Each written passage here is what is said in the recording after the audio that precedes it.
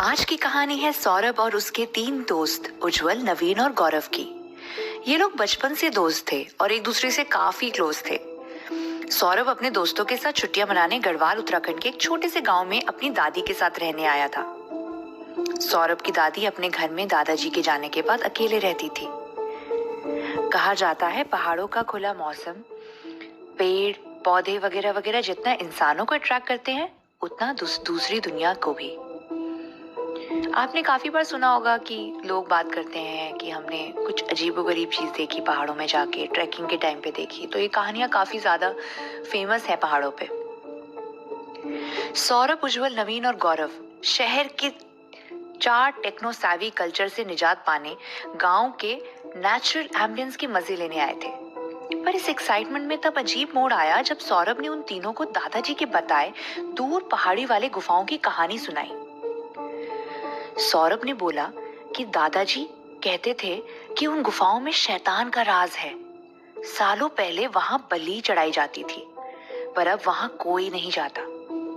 शहर के यंग लड़कों ने जैसे ये बात सुनी, उन्होंने ठान लिया, भाई ये तो एडवेंचर करना बनता है बॉस।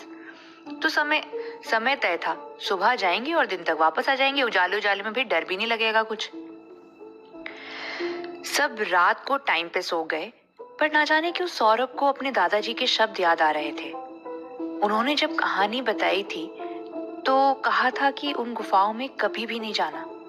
सौरभ ने सोचा अब वो उन लोगों को ये बताएगा कि कि उन गुफाओं में नहीं जाना क्योंकि वहां पे शैतान रहता है and he believes in all of that. Then उसके दोस्त उसका मजाक उड़ाएंगे और उसकी टांग खींचेंगे। इसलिए उसने वो बात जरूरी नहीं समझी और बड़ी मशक्कत से सो गया। अब जैसे ही सुबह हुई वैसे ही सब तैयार थे जाने के लिए। सब एंथुजियाज्म में बिल्कुल रेडी हो गए जल्दी से जल्दी, और दादी को कुछ नहीं बताया। दादी को भी लगा कि चारों यूं ही घूमने टहलने जा रहे हैं, तो इसीलिए उन्होंने कुछ नहीं कहा। अब 2-3 किलोमीटर चलने के बाद वो पहाड़ पे काफी ऊंचाई पे पहुंच गए थे। दूर दूर तक कुछ नहीं दिखाई दे रहा था। मतलब कोई सेटलमेंट नहीं थी, पेड़ पौधे सब थे, बट कुछ सेटलमेंट्स नहीं थी वहां पे दूर दूर तक। सौरभ भी आज से पहले कभी वहां पे नहीं आया था, बस सुना था उस जगह के बारे में, बट गया नहीं था। कुछ दूर जाके जैसे ही वो मुड़े, उन्होंने देखा कि झाड़ियों से भरा हुआ चट्टान का एक हिस्सा खोखला था। ध्यान से देखने पे सौरभ ने कंफर्म किया कि ये वही गुफा, शायद वही होगी।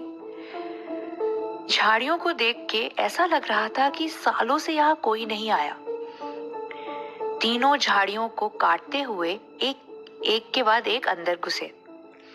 अंदर एकदम अंधेरा था। थोड़ा थोड़ा सिंदूर और टीके का कुछ एलिमेंट्स थे वहां पे, जिससे लग रहा था कि हाँ शायद यहाँ पे कभी बलि चढ़ाई गई होगी। बट आगे जैसे जैसे वो बढ़ते गए, दिन के उजाले में भी वहां पे लाइट का नामो निशान था। तो उज्जवल ने क्या किया, उज्जवल ने अपना फोन का टॉर्च ऑन किया और सब उसके पीछे पीछे चलने लगे। उज्जवल के फोन की रोशनी अचानक दीवार पे पड़ी और दीवार पे बना एक खौफनाक चेहरा देख के चारों की सांसें थम गई। चेहरे की आंखें एकदम काली और चेहरा जानवर जैसा था। उस खौफनाक शक्ल के सदमे से वो भी आगे ही बढ़े थे कि अचानक से तेज सांसों की आवाजें आने लगी। अंधेरे में चारों को यही लग रहा था कि ये आवाज उन्हीं में से किसी से आ रही होगी। तब वो आपस में थोड़ी देर बाद उन्होंने आपस में एक दूसरे से पूछा कि भाई ये तुम कर रहे हो, आवाज तुम निकाल रहे हो। बट जब आपस में डिस्कशन करने के बाद पता चला कि ये चारों में से कोई भी नहीं है, तो थोड़ा सा उन्हें वियर्ड लगने लग गया। उज्जवल ने फटाफट अपने टॉर्च की रोशनी इधर उधर घुमाई। उसने देखा वही चेहरा जो दीवार पे बना था, वही चेहरा अब सौरभ के पीछे है। पर इस बार वो सिर्फ दीवार पे बना स्केच नहीं था, बल्कि जीता जागता अजीब सा जानवर जैसा इंसान था। और अब उसकी सांसें तेज हंसी में बदल गई थी।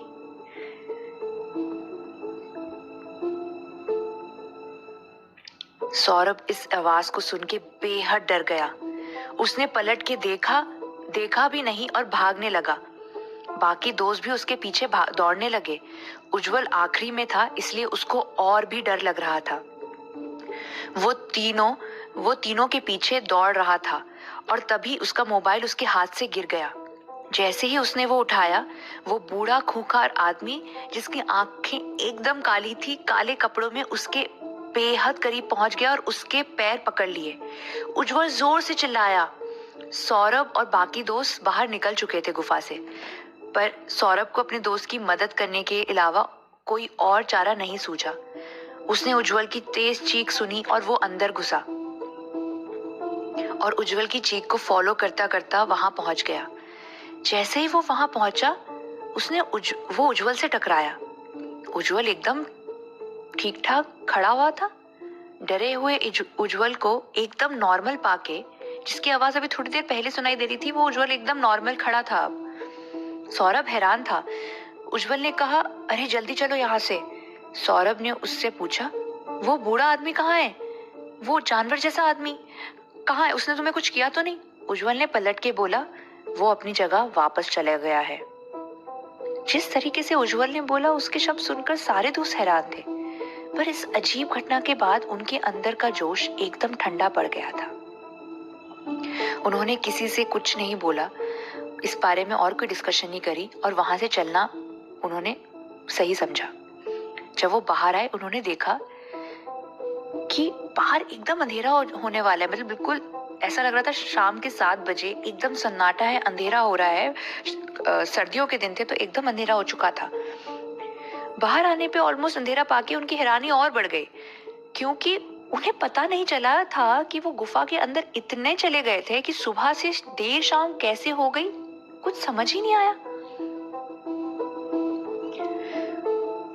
उज्जवल का जोरों से चीखने के बाद अचानक से नॉर्मल हो जाना सौरभ को अंदर ही अंदर खाए जा रहा था। नवीन और गौरव तो चुपचाप आगे बढ़ रहे थे, पर सौरभ की निगाहें उज्जवल के हाव भाव पे थी। आखिरकार उज्जवल चीखा क्यों था? और जब मैं आया तो वो एकदम नॉर्मल कैसे खड़ा था? क्या उस पे उस बूढ़े आदमी ने हमला किया था? अगर किया था तो कोई घाव या कोई कुछ चीज तो होगी, कोई सबूत तो होगा कि ऐसा कुछ हुआ था। सौरभ के दिमाग में दादाजी की गुफा के बारे में बताई गई बातें और सारी पहेलियां घूम रही थी। जैसे तैसे गांव पहुंचते ही सारे के सारे लोग उन्हें देख के गुस्सा करने लगे। तभी गांव के पुजारी ने उज्जवल को गांव के एक पेड़ के नीचे रोक दिया। सौरभ और उसके दोस्त डर गए। पुजारी ने उन्हें देख के ये बता दिया था कि वो उन गुफाओं से लौट रहे हैं और उन्होंने उस शैतान को अपनी आंखों से देखा है। शहर से आए वो 4 लड़के ये सुन के हैरान थे, पर अभी हैरानी की हद पार होने वाली थी, क्योंकि पंडित जी ने कुछ ऐसा कहा जिसे उन्होंने उज्जवल की ओर इशारा किया।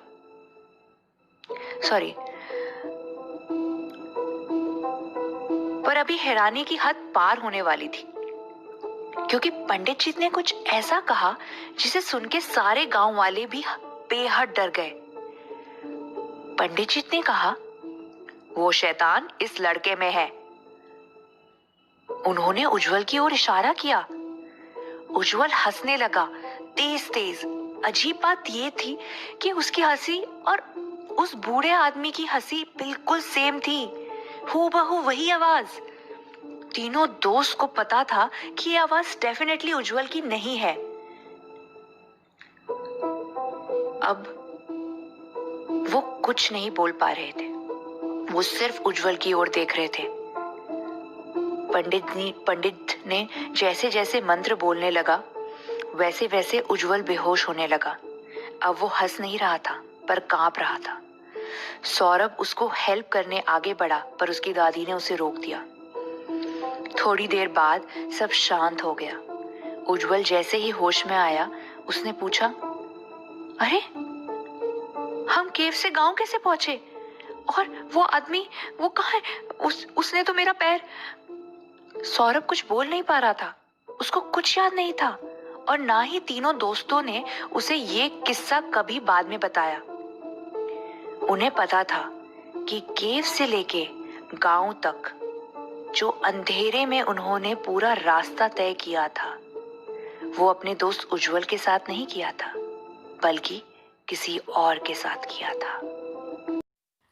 तो दोस्तों, कहानी के हिसाब से सौरभ को तो कुछ याद नहीं है।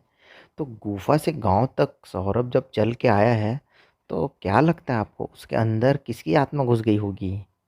अगर आपको लगता है कि वो शैतानी आत्मा सौरभ के अंदर थी, तो हमें कमेंट करके बताएंगे। और चैनल पर जो नए हैं, हमें सब्सक्राइब कर लीजिए और बेल आइकन को भी प्रेस कर दीजिएगा।